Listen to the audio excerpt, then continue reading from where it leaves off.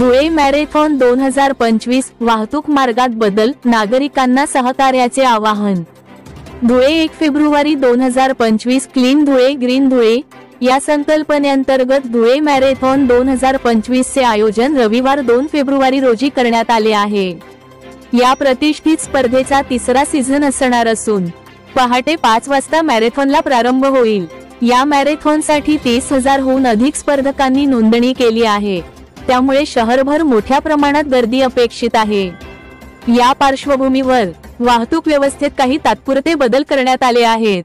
सकाळी 5 ते 11 वाजेपर्यंत खालील मार्गांवरील वाहतूक पूर्णतः बंद राहील: मामलेदार कचेरी, बारापत्थर, पांचकंदील, गिंदोडिया चौक, पारोळा रोड, कराचीवाला खूण, आग्रा रोड, गांधी पुतळा, नेहरू चौक, गोल चौकी, Valwadi T point, stadium, Gondur गाव।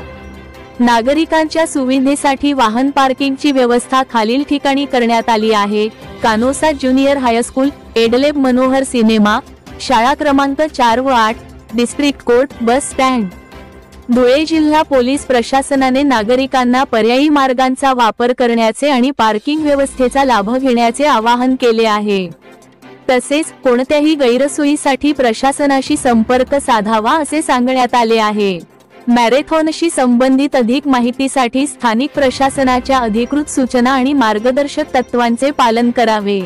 उद्या धुळे मॅरेथॉन 2025 सीझन 3 याचं आयोजन करण्यात आलंय। सकाळी 5 वाजेपासून आम्ही अतिशय नियोजनबद्धरित्या त्याचं सगळं वर्कआउट करणार आहोत। तर ज्या आपल्याकडे वाहन धारक आहे त्यांच्यासाठी पार्किंगची व्यवस्था करण्यात आलेली आहे। तर ती बारापत्तर जवळची जी उर्दू शाळा आहे, शाळा क्रमांक 4 आणि 8 याच्यामध्ये एक पार्किंग ठेवण्यात आलेली आहे। मनोहर एडलॅब जी सिनेमा आहे तिथे पार्किंगची व्यवस्था आहे। कनोसा ज्युनियर हायस्कूल कोर्टाच्या शेजारी तिथे पण वाहनतळ एक करण्यात आलेला आहे। डिस्ट्रिक्ट कोर्टामध्ये आपण वाहन पार्किंगसाठीची व्यवस्था केली आहे हिरेम भवनच्या इथे। त्यानंतर बस स्टँड जे आपलं मध्यवर्ती बस स्टँड आहे त्याच्या मोठा आवार आहे तिथे सुद्धा आपण बस पार्किंग वाहनची पार्किंगची व्यवस्था केली आहे। JR सिटी मध्ये आहे।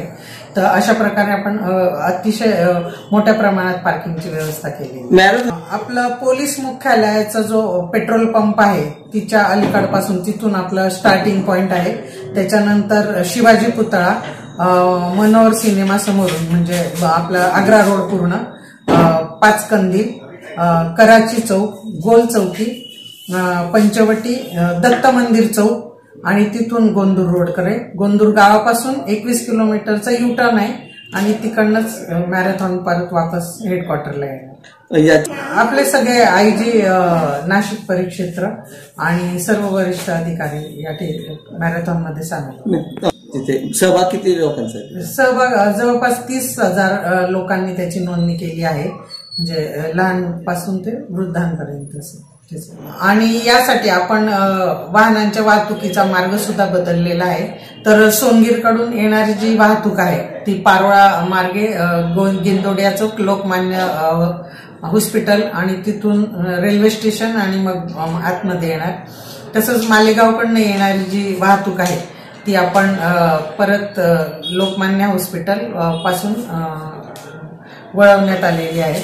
आणि जी कडून येणारी जी आहे ती युनिटी सर्कल मार्गे डीमार्ट, दसेरा मैदान आणि फाशीपूल अशा मार्गाने आत येणार आहे। आणि जळगावकडनं जी येणारी गिंदोडिया, आपला कराची चौक पूर्ण बंद असणार आहे।